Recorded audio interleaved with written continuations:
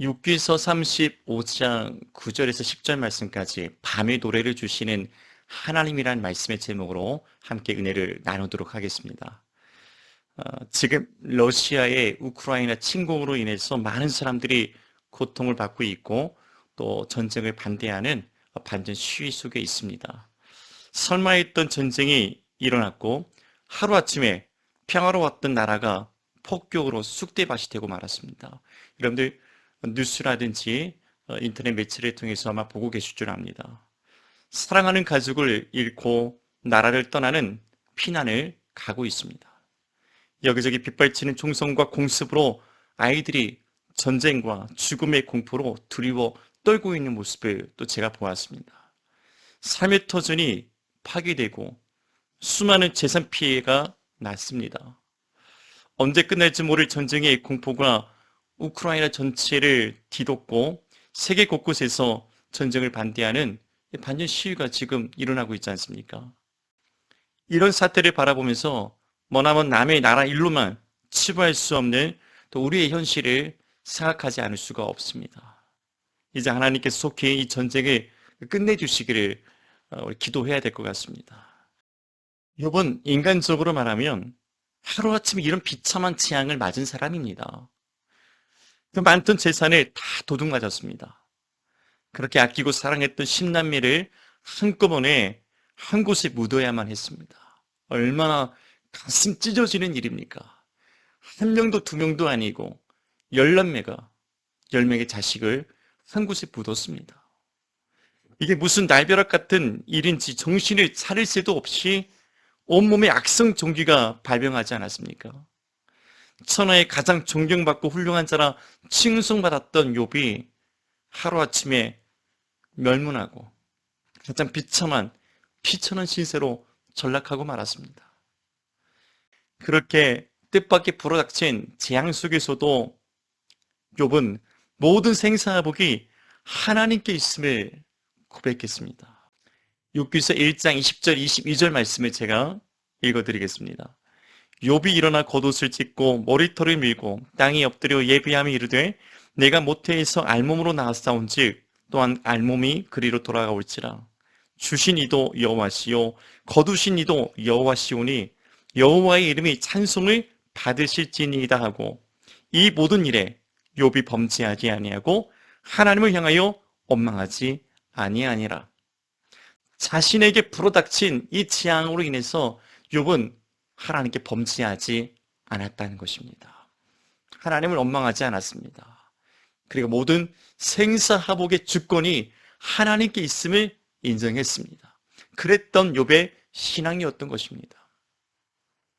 그런데 이와 같았던 욥도 고난의 시간이 길어지고 고통에 짓눌리자 내가 하나님께 지은 죄가 없는데 왜 나에게 이런 일이 일어났는가 의문이 생기는 것입니다. 당연한 거 아니겠습니까? 정상적인 사람이라면 누구나 이런 생각을 하게 될 것입니다. 그리고 괴로워하며 찾아온 친구들과 수개월을 거쳐서 변론하고 자신의 의로움을 주장하기도 했습니다. 본문의 말씀은 욥이 새 친구들과 변론을 마치고 마지막 엘리후가 등장하며 욥에게 해주었던 겉면의 말입니다. 욥기서 35장 9절 10절 말씀. 사람은 학대가 많음으로 부르짖으며 군주들의 힘에 눌려 소리치나 나를 지으신 하나님은 어디 계시냐고 하며 밤의 노래를 주시는 자가 어디 계시느냐 말하는 자가 없구나. 첫째, 누구나 피할 수 없는 고난의 밤이 찾아옵니다. 사람은 학대가 많음으로 부르짖으며 군주들의 힘에 눌려 소리치나. 여러분, 만일 누군가에 의해서 우리가 학대를 받고 고통을 당하고 고난을 받고 있다면 살려달라고 소리치지 않겠습니까? 도와달라고 부르짖지 않겠습니까? 우리도 고난을 당하면, 어려운 일을 당하면, 감당할 수 없는 일이 생기면 누구를 찾습니까? 사람을 찾든지 우리 믿음의 사람들은 하나님께 기도하며 찾습니다. 이게 당연한 것입니다. 엘리후가 하는 이야기가 무엇이냐면 욥아, 너는 왜 고난 중에 하나님을 찾지 않느냐 그것입니다. 그 하나님을 왜 찬양하지 아니하느냐? 그렇게 묻고 있는 것입니다. 들을 때는 좀 속이 쓰린 이야기죠. 가슴 아픈 이야기이기도 합니다. 그러나 이게 정답이었습니다. 고난 중에 하나님을 찾아야 합니다. 고난 중에도 하나님을 노래하며 찬송할 수 있는 믿음의 사람들이 되어져야 합니다. 하나님은 그런 믿음의 분량에 이르기를 원하시는 것입니다. 모든 생사화복에 하나님께 있음을 인정하고 좋은 일이든 나쁜 일이든 즐거운 일이든 슬픈 일이든 행복한 일이든 불행한 일이든 어떠한 일이든 하나님을 찬송하고 하나님이 행하신 일을 노래할 수 있고 감사할 수 있는 믿음의 사람 되기를 우리 하나님은 그렇게 우리를 연단하시고 우리에게 고난의 밤을 허락하신다는 것을 기억하시기 바랍니다. 인생의 밤은 그렇게 찾아옵니다. 이는 하나님을 믿는 사람이나 믿지 않는 사람이나 욕과 같은 믿음의 사람이나 그렇지 않은 우리 같은 사람이나 인생의 쓰라린 밤은 원치 않게 불현듯 갑자기 찾아옵니다. 이것은 하나님께서 모든 인생에게 정하신 법칙과도 같습니다. 우리 자연에도 자연 법칙이 있지 않습니까? 우리 인생에도 하나님이 정하신 법칙이 있습니다. 첫 번째 사람 아담과 하와도 아브라함이나 다윗 같은 믿음의 사람들도 다 이 같은 고난의 밤을 맞이했습니다. 마치 낮과 밤이 교차하면서 세월이 흘러가듯이 인생도 이 같은 낮과 밤이 교차하며 찾아오는 것이지요. 좋은 날도 있지만 아픈 날들도 있는 것입니다. 때론 깊은 눈물의 골짜기를 지나서 푸른 초장, 쉴만한 물가에 이를 때도 있지만 반대로 인생은 흘러갈 때도 있는 것입니다. 이것을 흔히 인생은 세운 치마라 말하지 않습니까? 그러나 중요한 것은요, 누구에게나 하나님의 심판이 기다리고 있음을 알아야 합니다. 한 번 죽는 것은 사람에게 정해진 것이요, 그 후에는 심판이 있으리니 이 말씀과 같이 비록 더 깊은 인생의 밤을 살았든 혹은 더 밝은 인생의 낮을 살았든 누구에게나 하나님은 공평하게 그 행한 대로 갚으신다는 것을 기억하시기 바랍니다. 하나님의 심판이 있음을 우리는 알아야 되는 것입니다. 저마다 하나님의 베푸신 은혜 속에 오늘도 내일도 감사하면서 오늘을 견뎌내고 내일을 소망하며 믿음으로 살아가야 될 줄로 믿습니다. 왜 하나님은 밝은 낮만 허락하지 않으시고 고난의 어두운 밤도 함께 주실까요? 원하지 않는데 왜 어두운 밤을 우리에게 허락하시냐는 것입니다. 왜 믿음의 사람들도 이런 일들을 겪게 되는 것일까요? 그것은 더 깊은 하나님과의 마주함, 하나님과의 만남을 위해서인 것입니다. 동시에 우리의 믿음을 연단하사 우리의 믿음의 분량을 더 크게 하시기 위한 것입니다. 만약 인생에 이런 고난의 밤이 없다면 누가 스스로 하나님을 찾겠습니까? 항상 행복하고 좋은데 고민도 없고 불편도 없고 원망할 일도 없는데 누가 하나님을 스스로 찾을 자가 어디 있습니까? 누가 하나님을 의지하려 하겠습니까? 범죄한 타락한 인간은 하나님을 스스로 찾을 능력이 있을까요? 없을까요? 없습니다. 또 하나님을 쉽게 잊어버립니다. 하나님을 찾지도 않습니다. 하나님은 필요 없다고 말합니다. 이것이 바로 출애굽한 이스라엘 백성이 광야 40년 동안 변하지 않고 하나님 앞에서 보였던 모습이 아닙니까? 지금도 세상은 무능하고 나약한 자들이나 하나님을 찾는다며 비아냥거리고 있습니다. 그러나 하나님은 고난을 통해서 우리에게 찾아오십니다. 그 고난의 밤에 나를 지으신 이가 어디 계시냐고 하나님을 찾고 구하며 의지하길 원하시고 계시는 것입니다. 우리에게 고난의 밤이 찾아오고 그날이 깊어질수록 하나님을 찾고 겸손해져야 될 줄로 믿습니다. 하나님을 구하고 의지해야 합니다. 이스라엘 백성이 애굽 바로의 폭정에 견디지 못해서 하나님을 찾고 부르짖었을 때 하나님은 모세를 통해서 그들을 구원하셨습니다. 고난이 찾아오면 하나님을 찾고 부르짖고 더욱 의지해야 합니다. 마냥 땅에 주저앉아서 자신의 인생을 저주하고 상황을 저주하며 스스로 정지하는 것은 하나님께서 원하시는 일이 아닙니다. 오히려 이 고난의 밤을 주신 하나님을 찬송하고 노래하며 감사하고 왜 그 고난의 밤을 주셨는지 찾고 하나님의 뜻을 구하는 것이 하나님이 원하시는 것입니다.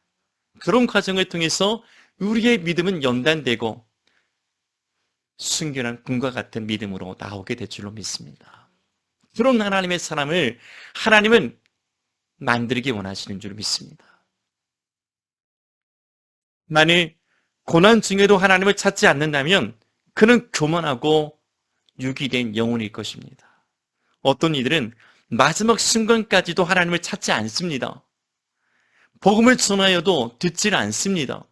예수님을 구주로 영접하지 않습니다. 그것은 이미 그가 하나님의 심판을 당했기 때문일 것입니다. 그를 믿는 자는 심판을 받지 아니하는 것이요 믿지 아니하는 자는 하나님의 독생자의 이름을 믿지 아니함으로 벌써 심판을 받은 것이니라. 요한복음 3장 18절에서 말씀을 하고 있습니다. 하나님을 믿지 않는 것, 하나님을 찾지 않는 것, 하나님을 구하지 않는 것, 예수님을 구주로 영접하지 않는 것 자체가 이미 심판을 당했다는 것입니다. 우리가 고난을 당할 때 하나님을 찾는 것, 하나님을 구하는 것, 하나님을 의지하는 것, 그것이 우리가 하나님의 자녀라는 것을 증거하는 것입니다.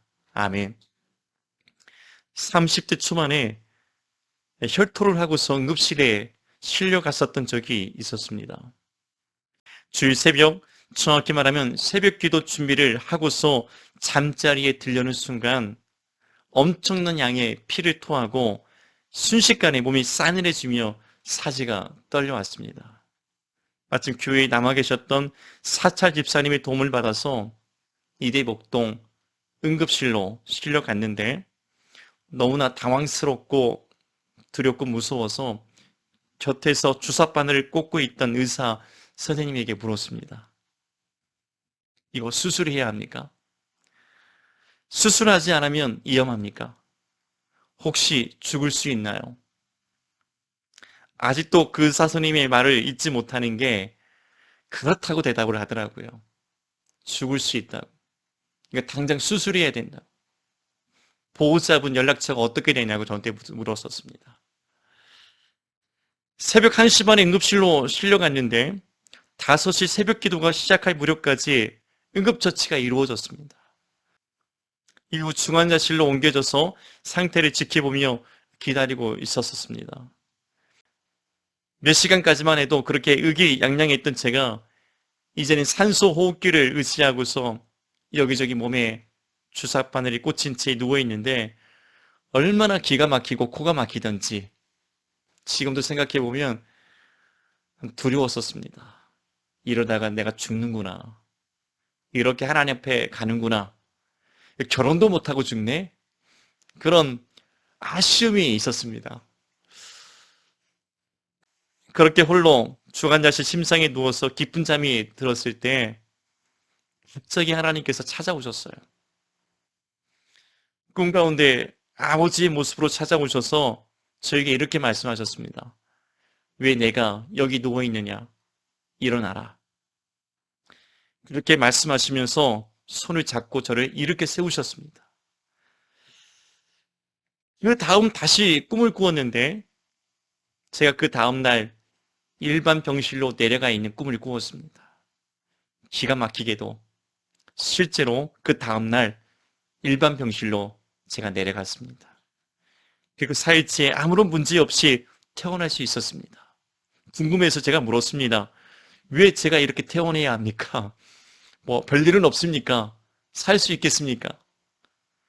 담당 의사 선생님의 말씀이 내시경 검사 결과 출혈이 발생했던 위가 깨끗해졌고 몸 상태가 완벽히 호전되었기 때문에 더 이상 병원에 있을 필요가 없다는 것입니다. 빨리 자리를 비우라고 그랬습니다.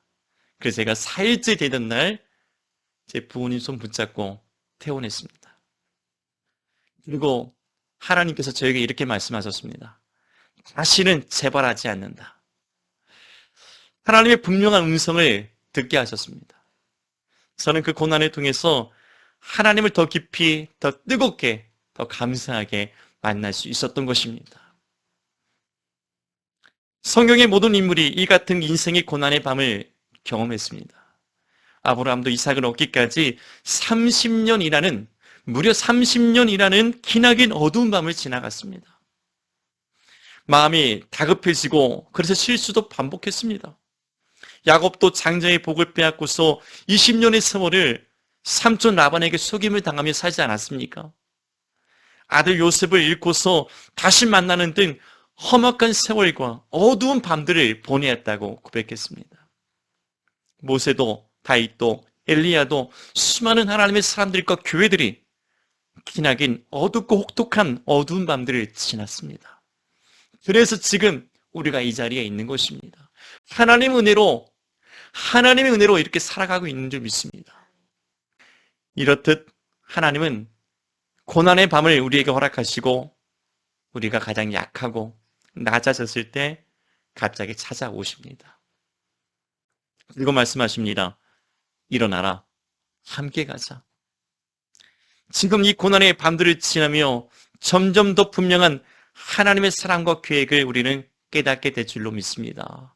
혹시 이 고난의 밤 속에 있습니까? 하나님을 찬양하십시오. 하나님을 노래하십시오. 하나님을 찾고 구하십시오. 하나님과 더 뜨거운 은혜의 만남을 갖기를 바랍니다. 진정한 하나님의 위로와 소망을 우리에게 주실 줄 믿습니다. 둘째, 하나님은 고난의 밤에도 노래하게 하십니다. 엘리야는 욥과 우리에게 고난의 밤에 노래를 주시는 하나님을 소개했습니다. 나를 지으신 하나님은 어디 계시냐고 하며 밤에 노래를 주시는 자가 어디 계시냐고 말하는 자가 없구나. 엘리야의 탄식입니다. 하나님은 고난 중에도 승리의 노래를, 감사의 노래를, 구원의 노래를, 영광의 노래를 부르게 하십니다. 그것이 하나님께서 우리에게 원하시는 것입니다. 엘리야는 욥과 우리에게 비록 시험을 당하여 고난 중에 있을지라도 오히려 원망하지 않고 그렇게 행하신 하나님을 향하여 노래하라, 찬양하라 이야기한 것입니다. 과거에 수도가 발달하기 전에 펌프를 이용해서 땅속에서 물을 길어 올렸던 적이 있습니다. 그런데 잘 나오던 물도 잠시 사용하지 않고 내버려 두면 어떻게 됩니까? 물이 나오지 않지요. 나중에 아무리 펌프질을 열심히 해도 물이 나오지 않습니다. 그러나 한 바가지 물을 붓고서 열심히 펌프질을 다시 하면 어느새 시원한 지하수가 땅속 깊은 곳에서 콸콸콸 쏟아지게 됩니다. 이때 펌프에 붓는 물을 마중물이라 했습니다. 그럼에도 불구하고 고난의 밤에 하나님을 노래하고 찬송하는 것은 내 영혼에 부어주시는 하나님의 은혜의 마중물과 같습니다. 메마르고 고난 속에 지치고 슬픔에 잠겨있는 내 영혼을 향하여 하나님이 주시는 노래는 콸콸콸 하나님의 은혜가 쏟아지게 하는 마중물과 같다는 것입니다. 하나님은 고난을 당하여 죽겠다 신음하지 않고 못 살겠다 원망하지 않고 오히려 주님을 향하여 감사의 노래를 기쁨의 찬송을 부르기를 원하십니다. 그래서 고난의 밤에도 우리에게 노래하게 하시는 것입니다. 하나님은 고난 중에도 우리가 주를 높이며 찬양하기를 원하시는데요. 피할 수 없는 고난의 밤들이 찾아올 때 땅에 주저앉아 인생 저주하며 스스로 정죄하기보다 하나님을 찬양하는 것이 100배, 1000배 낫습니다. 하나님은 욥에게도 이것을 원하셨던 것이지요. 하나님은 욥이 당한 모든 것을 알고 계셨습니다. 왜요? 하나님께서 사단을 통해서 이것을 허락하셨기 때문에 하나님이 더 잘 알고 계신 줄 믿습니다. 그럼에도 불구하고 길고 긴 고난의 밤에 욥은 하나님을 노래하며 찬양했어야 합니다. 그것이 욥과 우리가 해야 될 일이기 때문입니다. 지금 우리의 모든 일도 하나님은 다 알고 계시죠. 그래서 우리도 하나님을 노래하며 찬양해야 합니다. 비록 힘들고 어렵지만 하나님을 노래하고 찬양하는 것이 우리가 다시 회복하고 다시 일어날 수 있는 하나님이 우리에게 주신 유일한 비결입니다. 하나님은 그렇게 우리가 고난의 밤을 이겨나가기를 원하십니다. 하나님이 정해주신 인생의 법칙에 따라서 또 하나님이 원하셔서 뜻하신 바가 있어서 우리에게 시험과 고난을 주실 때 이 고난의 밤에 이 고난에 이길 힘을 주시는데 그것이 바로 하나님을 찬송하며 노래하게 하신다는 것이지요. 내 영혼이 하나님을 찬송하고 노래할 때 놀라운 하나님의 은혜의 기적이 나타나게 되는 것입니다. 찬양할 수 없는 중에 찬양하고 기도할 수 없는 중에 기도할 때 하나님은 찾아오셔서 위로하시는 거예요. 그리고 소망을 주시는 줄 믿습니다. 다시 내 손잡아 일으켜 주시는 거예요. 병도 낫게 하시는 거예요. 잃었던 모든 것을 다시 찾게 하시고 회복해 하시는 줄 믿습니다. 다시 구원의 노래를 부르게 하시는 거예요. 다윗이 시편에서 불렀던 모든 시편의 노래와 찬송이 다 그런 것입니다. 문제가 해결되었기 때문에 하나님의 구원을 노래하고 찬송한 것이 아니라 하나님께서 나를 이 깊은 절망의 수렁에서 나를 끌어올리시고 나를 구원하실 것을 믿고 하나님을 노래하고 찬송할 때 하나님은 기가 막힌 운동에서 실제로 그를 구원하시고 하나님은 그를 반석 위에 세우사 그가 불렀던 노래대로 찬송했던 그 기도대로 하나님이 이루셨다는 것입니다. 이사야 61장 3절 말씀에 무릇 시온에서 슬퍼하는 자에게 화관을 주어 그 죄를 대신하며 기쁨의 기름으로 그 슬픔을 대신하며 찬송의 옷으로 그 근심을 대신하시고라는 말씀이 있습니다. 하나님은 그렇게 슬픔 대신 기쁨의 기름으로 근심 대신 찬송의 옷으로 입히시는 우리 하나님이십니다. 기로하여 고난을 주시고 그 고난의 절망에서 기가 막힐 웅덩이와 수렁에서 건져 올리시고 하나님은 우리에게 슬픔 대신 기쁨의 기름을 부어주시며 근심 대신 찬송의 옷으로 입혀주시는 하나님, 바로 그곳에서 하나님은 우리를 만나시고 하나님이 누구신가를 우리에게 더 보여주시며 우리는 귀로 들었던 하나님을 눈으로 뵙게 되는 줄 믿습니다. 지금 이 고난의 밤에 부르는 찬양과 노래는 내 영혼에 맞은 물과 같습니다. 한없이 콸콸콸 쏟아지는 주의 은혜와 복의 통로가 되는 것입니다.